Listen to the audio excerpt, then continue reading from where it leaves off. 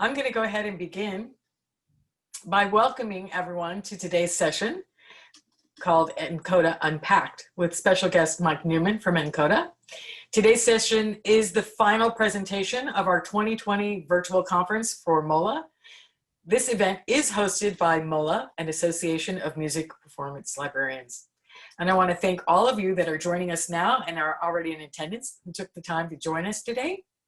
This webinar is being recorded and will be available for you to view and review and share via the MOLA website at mola-inc.org. The MOLA webpage is open to the public and you can follow #virtualMOLA for latest info and to review other topics of interest. Some sessions were pre-recorded earlier this summer and are available for viewing. We're glad you're interested in this topic of digital music distribution and learning about new digital tools and technology that nkoda offers for its musicians around the world. We're so glad that you're here. That being said, nkoda is not a music publisher. Think of nkoda as a portal to music. In May of 2017, the MOLA conference hosted by the San Diego Symphony presented a session called nkoda, the Future of Music Publishing. And we met Lorenzo Brewer, the CEO, co-founder of nkoda, and Peter Grimshaw, who many of us know, the owner of Sinfonia Music Publisher Portal and BTM Innovation. nkoda is a new platform for digital music delivery.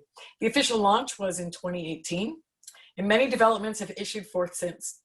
Notably, the bells and whistles that we'll explore in this session today. And here with us, I'd like to introduce is Mike Newman, the manager of institutional partnerships for nkoda.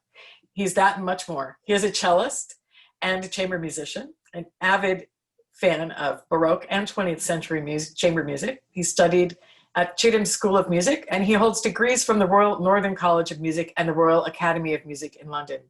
Please welcome Mike Newman. I'll turn it to you, Mike. Brilliant. Thank you so much, Ella. Well, first of all, what a pleasure to be here with all of you. Thank you for taking the time to join and to listen. And I suppose what I want to do is take you through many aspects of nkoda itself, the tools, the context in which it's used, the context in which I believe it's most useful, and the kinds of implementations we're seeing at the moment and how they might be enacted. So yeah, as Ellis says, the company itself, the first iteration of the app nkoda was launched in 2018 in June, starting with the iPad version. And then by the end of 2018, saw the rest of the platforms being released. And I'm sure many of you were aware of nkoda at said San Diego conference and indeed through its beta testing days. I myself, as Ella says, I'm a cellist, and I got involved with the company initially, checking the files over and everything like this. And as it's developed, it's been really fascinating to see how institutions of many kinds have taken it on board. So for a bit more context, nkoda at its core, it's a digital sheet music library, a vast digital sheet music library that comes in the form of an app. The app itself, as I've already alluded, is available on all platforms. So that's iOS, which is to say iPhones and iPads, Android phones and tablets, as well as Mac and Windows desktop as well. We're also in the process of building what we call a web app, which is essentially a browser-based version of nkoda, whereby you can initially access the platform, although the scores themselves will still be experienced in the app. So without further ado, I'd like to take you through nkoda itself, take you through the platform, its features, functionality, how it all works, and then we can talk a little bit more about how it practically, as I say, could be implemented. So I'm going to share my screen quickly.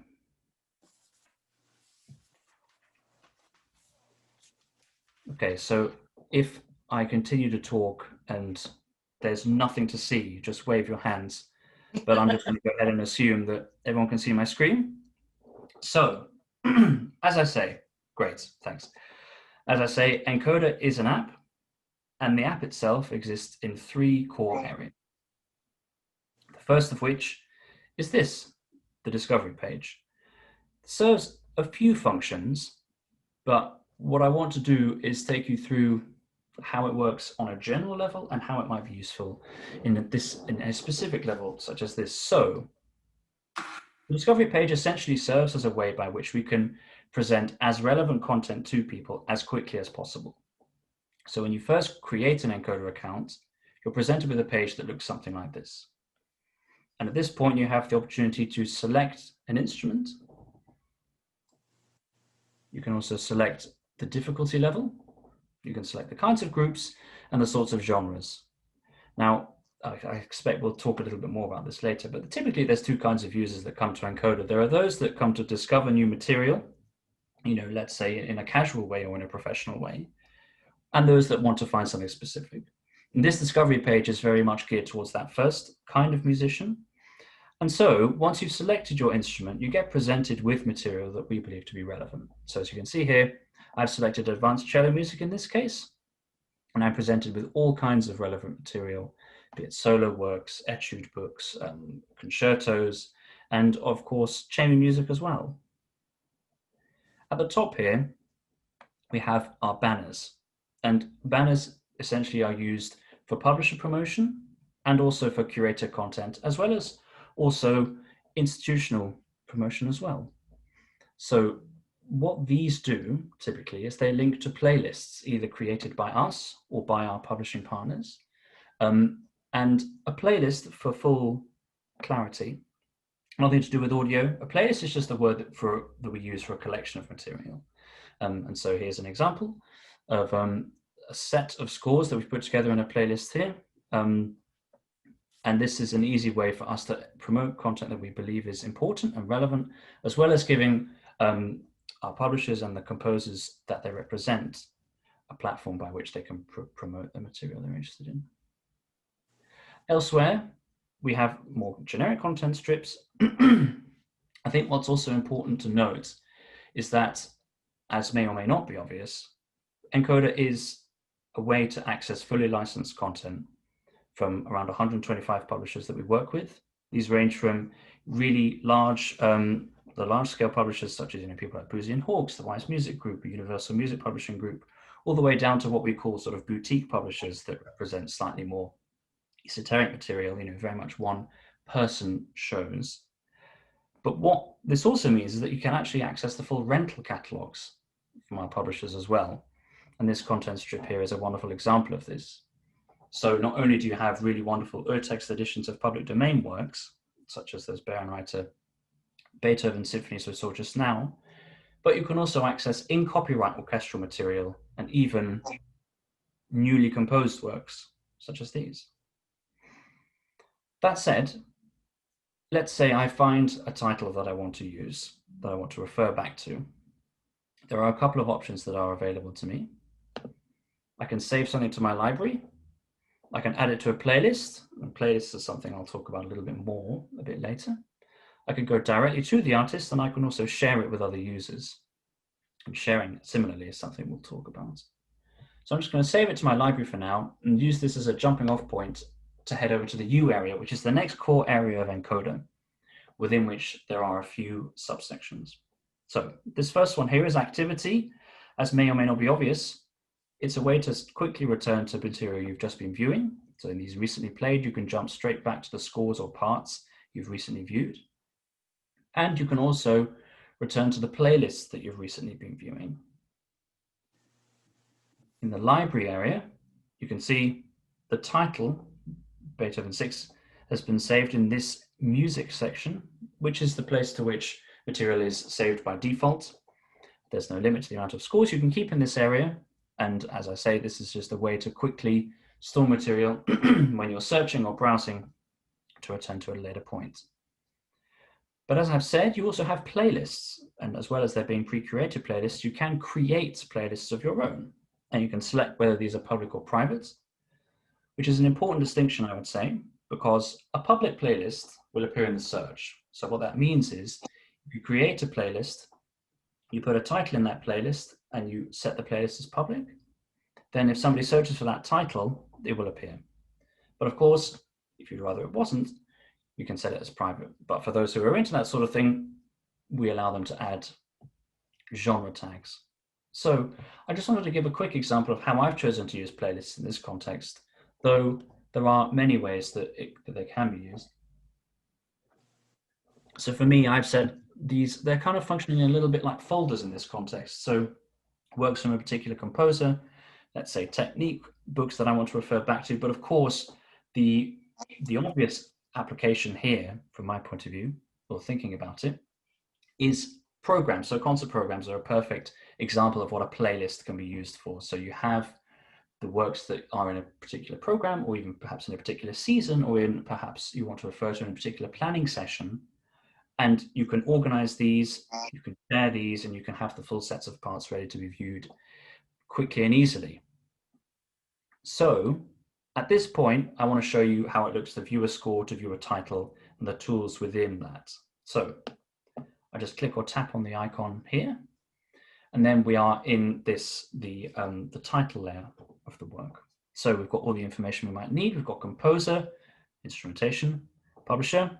We've also got opus number, subtitles, and that sort of thing. And as you can see here, we've got all of our parts arranged in orchestration order. Of course, we worked hugely in collaboration with Peter Grimshaw to integrate the universal instrumentation code to allow all these disparate catalogs to be catalogued in a common way, and also allow them to be ordered in this way. So again, you have all the same options that you had before. You can add things to playlists, go directly to the artist, which is to say, browse all the material from Beethoven that we have within nkoda, and also share.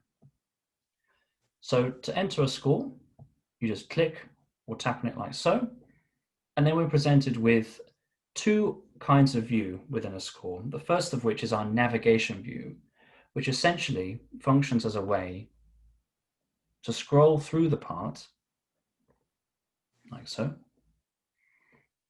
You can also add bookmarks, and you'll see those lovely little colored dots at the side there are examples of those. And we have 4 colors that you can use. You can obviously use the same color multiple times. And essentially this allows you to just simply click on the page you need to get to, or tap, and you can head straight there. Other tools we have in this view are things like hiding pages. So with this tool here, if you wish to hide a page, so the perfect example for this, and this is something probably talk about in specific implementations, is something like a cut. So of course you can hide a page if this is a section that's not being performed in let's say, in part of a reduction or whatever it might be. You also have the opportunity to add repeats. So in the context of, let's say, a work that has a huge Schubertian expositional repeat, you can add this tool here, which allows you to simply tap it and jump straight back to the start of the repeat. And we could talk about all the kinds of page turning functionality in just a second that is inevitably involved with. This tool up here allows you to jump from one part within a title to another one without leaving the score. So you can go from the full score to the flute part, to the cello part, to the second violin part, to the oboe part, and so on with this tool, without having to continually exit a score, search for it, or even go within a title. The same can be said for playlists. And this here at the bottom, jump to the next score. What that would allow you to do is, let's say you're a musician, you're an instrumentalist, and you have all your orchestral parts for all the different pieces in your playlist. You can set it so that when you finish one, it goes straight into the next one. So you can have the 3 cello parts for the concert, finish one, and then you don't have to necessarily let's go and search for the music again. You can just head straight into the next one. Then those of you who are familiar with Apple Music will recognize this. Simply, it's a way to quickly store material offline, which is of course crucial in so many ways. So you click or tap on a page to enter the full page view. And this is a nice opportunity to talk about what it is that we're working with here. So, whilst we do initially work with PDFs, what we work with is an in-house file format. And, essentially what this means is that it makes it light enough for us to stream, but it does also allow for this, which is our lossless zoom. So you can actually zoom in if you are interested in the exact curvature of a particular quaver. Then you can zoom in and not lose any resolution whatsoever. Of course, useful particularly in dense orchestral scores or contemporary music where there's a huge amount of information to take in. I wanted to also add that whilst this is obviously a landscape, this is a desktop device we're looking at here, and there are the pages in the middle, we are working on page layouts to allow for there to be 2 pages side by side, as well as even 4 pages. But of course, with a landscape device, the page will fill the screen. So to turn a page, you can simply tap on the right or left-hand sides. You can also swipe. And on a desktop device, you can use the arrow keys as well. And as you can see, there are a number of tools with which you can annotate the scores, and I wanted to take you through those now. So this is our annotation toolbar, and this first tool here relies on our vast library of preset symbols. So essentially we've loaded up a couple of hundred musical symbols into the app, categorize them accordingly, and give you the opportunity to search within them for the specific symbol you're after. You can also create a list of favorites that you want to return back to. But once you've selected your symbol, you can change the color, like so. You can also change the size. And then once you're ready to drop it on the score, you just simply tap. And there it is. You can obviously move it around afterwards, and you have the opportunity to move it as you tap it as well. So these next tools here are our scalable symbols. And so essentially these are symbols where you might want to adjust the gradient somewhat. So whether it's a crescendo, a slur, bracket, arrow, and you can actually even draw staves on the score. You know, for example, if you want to write a cue of some sort in, then you can do so. So again, select your color, select the size, and then all you need to do is drop it on the score. And then you can draw it like so and adjust it. Next tool here is our free drawing pen. So essentially, again, you select your color, you select the thickness, and you can just draw around whatever it is you need to. Highlighter works in a similar way. So you can select your color, you select the thickness, and again, highlight what you need to. Something very satisfying, I think, about drawing with these great felt tip pen-like strokes, and not worrying about having to apologize to the publishers for returning the scores in such a state. So anyway, that's something I quite enjoy doing outside of this practical application. So Mike, can I yes. ask a question real quick? Can you point out that it's not, you can use an Apple Pencil with these annotations, but you can also use your finger, right? Oh yes, absolutely. So you can use any kind of stylus. I mean, I'm using this Windows one as an example, but you can use Apple Pencils, but you can just use your finger, and you can use any generic stylus that you wish to. So yeah, absolutely. On the subject of compatible accessories, nkoda is fully compatible with all kinds of Bluetooth foot pedals that are on the market. So you just simply connect it up to your device, and it recognizes it, and away it goes. So yes, sorry, as I was saying, the eraser tool essentially allows you to just tap on an annotation and it disappears. Next here we have text box. So you can simply drop a text box on the score. You can resize the text, you can change the color as elsewhere. And you just simply type what you need to. You can elongate the text box as well and drop it on the score. All annotations can be moved around with this tool here. And so if you do want to move things after you've drawn them, then you do have the opportunity to do so. Finally, this, in a similar vein, this is our multi-selector tool. And so all you need to do is draw around a set of annotations. And then what you can do is you can move them around. You can delete them. You can also resize them and all kinds of things like this.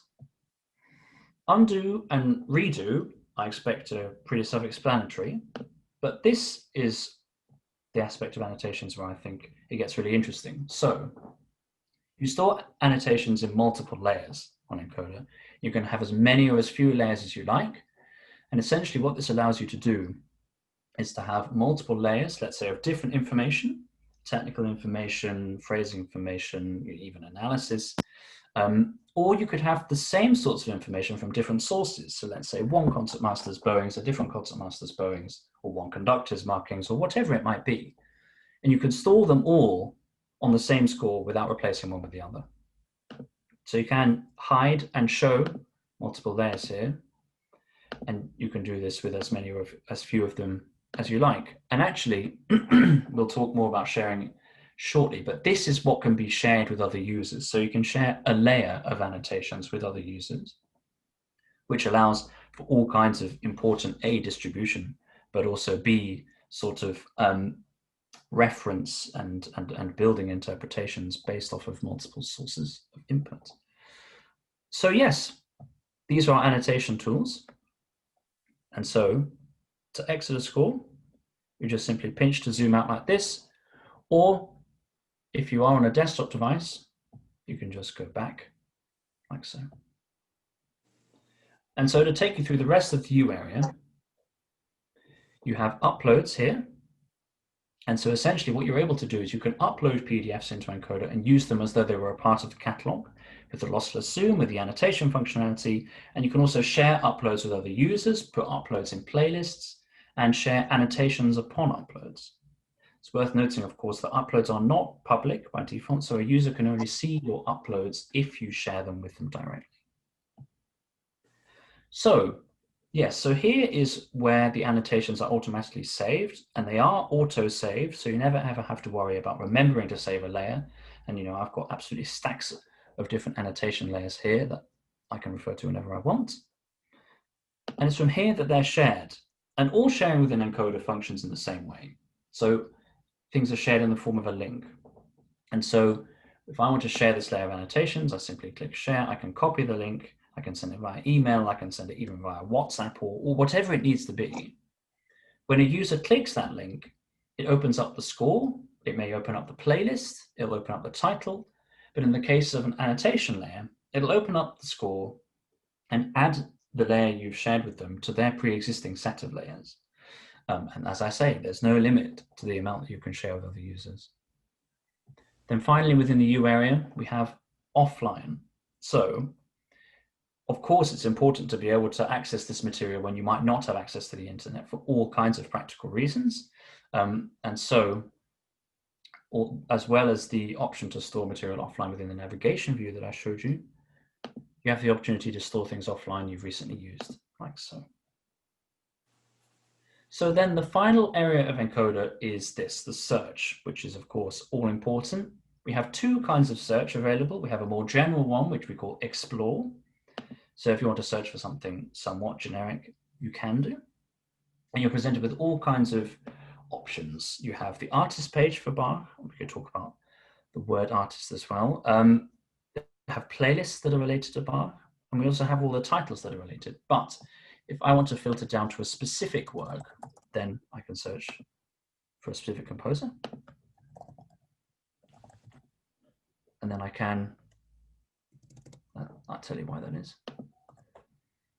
I can search for a specific work. And you can see actually, here's an example of a playlist that somebody's allowed to be public that's appearing. But you can see we've got all the various versions that one might be interested in. From this point and from elsewhere within the app, you can actually head over straight to artist pages, which are useful in a number of ways. Of course, it's a way for you to browse material by this composer, discover perhaps new works, but also it's another way to search for content within that composer's catalog. So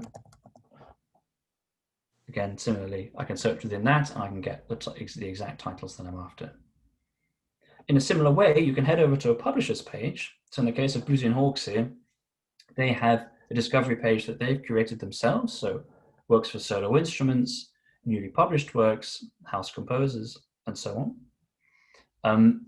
But you can also simply browse the library, the entire content that we have from that publisher within nkoda, and search for the works that you're after. In this case, filter down somewhat more, but yes. So essentially, that's the app itself. That's the tools, that's the functionality. And really, I think the key thing I want to highlight is that how encoder is useful and what it is useful for in immediately and then in the long term.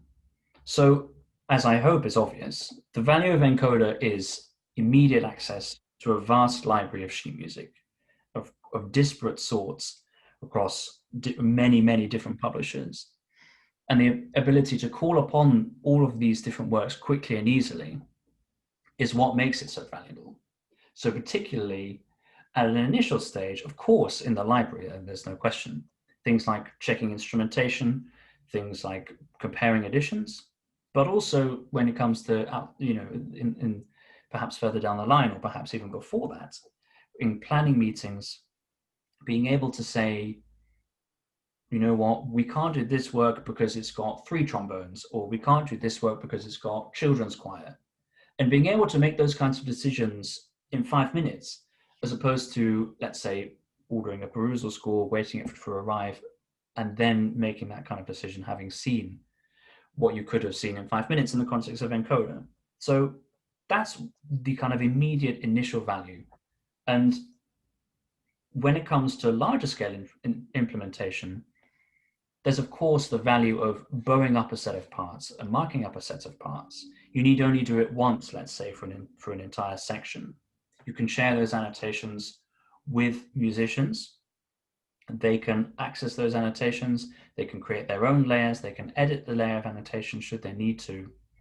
And there's all kinds of ways to distinguish other sorts of information that perhaps a conductor would be scared to put on a score for fear of, let's say, in different colors, being able to differentiate different sorts of things in different colors, highlighting and the like. And so I suppose thinking about a sort of a distribution mechanism, one could have a playlist with a program within which there are the full score and parts for the works that are being performed. That can be shared with musicians. They can enter that, they can access the parts that they need and prepare them. So that's another side to it, the kind of pre-rehearsal aspect of it, as well as the sort of practical implementation of it. What I will say is that, speaking realistically, an entire orchestra performing digitally is not something that's going to happen tomorrow or even next week. Let's say on a large scale across the globe, although it does happen. I wanted to make sure that it was clear that there is a value for encoder right now. And as it begins to be integrated into an organization, it can gradually be rolled out in a large scale manner, perhaps when digital performance becomes something that wants to be committed to in whatever capacity. And so, yes, I think probably the last thing I want to talk about is the searching and the kind of discovering of material. And I've already talked about the search a little bit, but we are, of course, hoping to refine this, or we are going to refine this through something called our data project. We've called it Encoder Data. And essentially, this is a method whereby users can populate data within Encoder and earn credits. So it's somewhat novel. You can populate the city of birth, you can populate the date of birth, the exact date, and who a composer was taught by, and so on, and earn credits towards things like Amazon vouchers or whatever it might be. And this is something I would wholeheartedly invite you to participate in. So I just want to quickly talk you through it. And before I do, I want to highlight that what this will serve is the ability to, let's say, search for, we want string quartets by a French female composer who writes in a serialist style from the 1960s.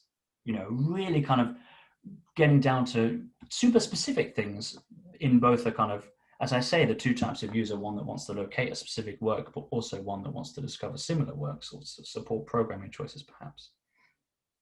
So as you can see here, if I take the example of Tchaikovsky, you can go in here and you can actually add all kinds of data, the date of birth, the country of birth, the city of birth, and everything like this. And all of this is feeding into how encoder is useful as a library, as a reference tool right away, as I say. And I know that many people will discover or at least stumble across encoder through Symphonia. And this is very much, we appreciate is a core part of how encoder is useful in the short term. In the long term, I hope I've sort of outlined it, and I guess we can talk about that a little bit more. But for now, I think that's all I have to say. So Well, yes. I think, Mike, what you just have touched upon is the cross-reference. Many of us are now using Zinfonia.com as a source to be able, either by requirement of a publisher who has signed up for Zinfonia, that portal is allowing us to also review material in that publisher's catalog. So if we're not sure what edition or what version of a piece, it's very useful to be able to click on nkoda when you're in the Zinfonia platform to say, is this really, I'm not getting this by popularity, I'm getting it because I've been instructed to get this particular edition or version of piece, and also by comparison. And it just jumps right to that publisher's page with that site to come up. I think in my experience, it's much easier to use nkoda for viewing a score than it is when you are popped up on a publisher's website and you have to go through issue, which is a little bit cumbersome because you can usually only see a part of the page when you have it large enough to see how many percussionists are really required to play this piece. But that's one of my reasons for enjoying working with nkoda, because the visual on whatever platform you are using, be it a desktop or an iPad or a tablet, it's a little bit easier to navigate and actually see the whole page, get the big picture. At this point, I'd like to take a short break just to give us all a quick moment so that if we have some questions, you can send them into the chat and Amy and I will pass them on, but also to direct you to our website. This is my commercial pitch for mola-inc.org, and you'll find more information about all of the virtual conference sessions that we've presented and have taken place this summer. There's some great resource videos, and it's all part of our 2020 virtual Vancouver conference. And it's a way to help sustain MOLA's future in educational endeavors and resources as this free public session today by donating. Go to mola-inc.org and scroll down, click on the How to Donate button. It's through your donations that we're able to support a wide variety of educational initiatives. And I encourage you to join me in making a small contribution. Every contribution counts, be it small or large, be it that cup of coffee that you haven't had every week, because we've all been unburdened by concerts. But think of all the things you've saved and how you can continue your education through MOLA and these endeavors. Do we have any questions from our crew out there? Chime in, anyone? I can see a. Oh no, sorry, no. Please go ahead. Okay, here we go. Question. Good morning. It's very interesting. I didn't know about this nkoda because unfortunately I haven't been to any MOLA conferences since 2016, but it looks very interesting. Now my question is, can you print any of these things? Like if I had a bassoon player, which happened to me not too long ago on the Rite of Spring, and he lost his part 10 minutes before the program, and if I could find it on there and print it right out, it'd be like a miracle. Is that possible? So nkoda, you can't print from nkoda. It's a digital resource primarily, and I think probably it's worth paying a bit of lip service to that in the sense that everything takes place within the nkoda app, and the app itself serves as a protected environment for the scores, and it's also the way that we track usage and thereby fairly compensate the publishers. And so what I would say is that what feels like a limitation is a kind of a way by which we can protect the content and thereby deliver more of it and that extra dimension to it, particularly with the rental material. So yeah, hope that answers your question. So we can't print. So if the conductor marks that score, I mean, that would be very time consuming, but then he could never really have a physical copy of that. It always have to be digital. It would be digital, yes, that's right, yeah. Okay, thank you. No problem. I do know that there are some conductors in our audience who might want to chime in on that one, but I know from my experience, my music director doesn't use nkoda yet, but he uses Fourscore. Many people do. And he does make his annotations on his iPad, and then he transfers them to his hard copy because he can't be without his hard copy. But one day, every conductor may just be flipping pages by tapping the page and not transferring anything. But that being said, there's a question about, is everything available to save offline? And what are the rules for that? So yes, absolutely. There's no limit to what can be stored offline within Encoder. I would say, sort of on the same point, there aren't any rules. And what I will also say is that because the files themselves are so light due to the file format that we work with, you're not going to run out of storage at any point. I've had kind of, tens and tens and tens of massive full scores saved offline at a time, and it's never been an issue. So yeah, I would say there's definitely a kind of a limitless aspect to that offline. Mike, we also have a question coming in from Ethan Richter, and it's about what types of operatic materials are represented and available, whether it be conductor scores or piano vocal scores. Sure. Yeah, so absolutely. No, we've got our opera coverage is very good, particularly from publishers such as Ricordi, from whom we have kind of the new critical editions of, say, Verdi operas, Puccini operas, and things like this. And within that, yeah, we absolutely have the vocal scores, the piano vocal scores, as well as the kind of full orchestral opera score, as well as kind of, things like the offstage band parts and, things like this, Tambourine 3 or whatever it might be. So all of that stuff is available. So the full sets of vocal scores included, absolutely. And it also, that reminds me, I wanted to touch on the kind of opera cut side of things, or kind of any cut side of things. In the scalable symbols area, I alluded to the fact that you can draw staves. You can actually draw white boxes as well to cover sections of a score. So if it is sort of one line of the material that is before the cut, that you can have that, and then the rest of it can be white, and then hide the pages and so on. We have a follow-up question to, can things be stored offline? Sure. If this comes from Mark Fabulous. I just looked up the Beethoven symphonies and saw a banner across the top saying my license wouldn't allow me to use those parts for performance. My orchestra owns all the parts. What are those rules? Yes, so what I would say about that is that typically, or rather pretty much across the board, those works that can be purchased, so public domain orchestral works are generally, that aren't generally for hire, can be performed.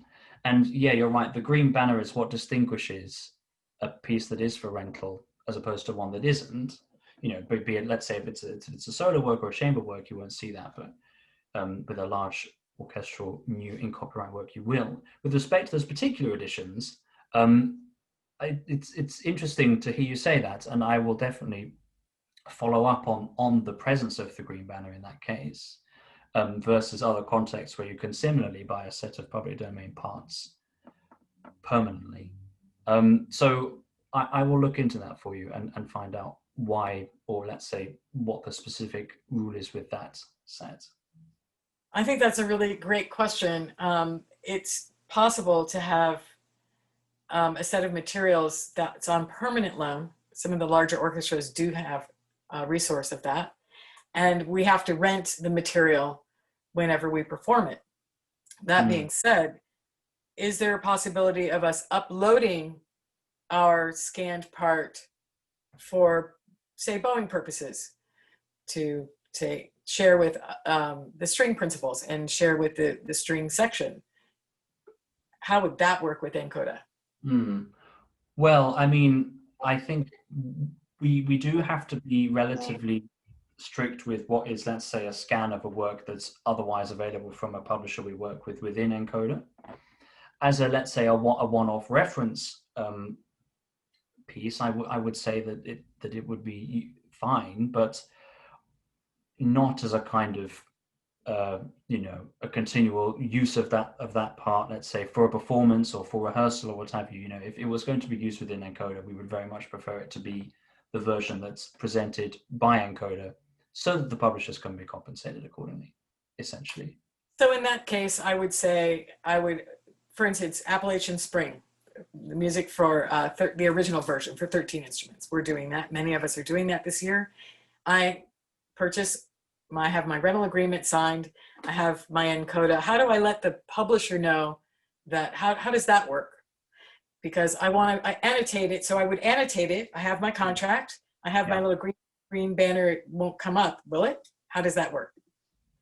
So if the green banner comes up, then there's a little link that says sort of click here, and that essentially sends you to Symphonia, through which you can obtain the quotes and get your performance rights and so forth. But of course, if you do have a rental agreement already, then the use of the physical parts is already covered, and therefore accessing the digital parts for that same performance, it's all the same performance right, if that makes sense. And I think performance right is the word, as opposed to, let's say, rental fee in this context. Yes, and as a librarian, the other question would be for emergencies. So say we have Appalachian Spring and I have my tablet and I have my nkoda, I'm signed in, I'm logged in, and the principal flute didn't quite remember to bring us music. I could pull up that part and put it on his stand and he could perform from it immediately. Absolutely. Yeah. That has happened. I know that has happened on occasion. So certainly that would be a use of nkoda, no question. Well, are there any other questions from our gathered throng across the country and other places? Anybody there still? I think we can wrap it up if there are no more questions. I'd like to thank you so much, Mike, for taking the time out and planning this and giving us this hands-on demo. It's incredible. We're all gathered together to be able to do this, though virtually. I'd like to close by thanking MOLA for hosting. This event and other events that have taken place have not been made possible other than through the hands of Amy Tackett, our MOLA administrator, and many others that have combined their efforts to get these sessions going, create them, work together, and it's been really useful all summer long. The MOLA Board of Directors is just an incredible group of people. I thank them for making this event possible. And we're all grateful for the opportunity to discover new things and new ideas and practical applications that we performance librarians are keen to put to good use, especially in a world that's changing as quickly as ours. We are all adapting to new ways of making music matter in our communities, and we wish you all the best for the work you do behind the scenes. It's so vital to our places in the music industry. Keep playing it safe, everybody. And thank you, Mike, for your expertise and for teaching us some new things today. My pleasure. Thank you all so much for coming. Yeah, it's been a pleasure to speak with you.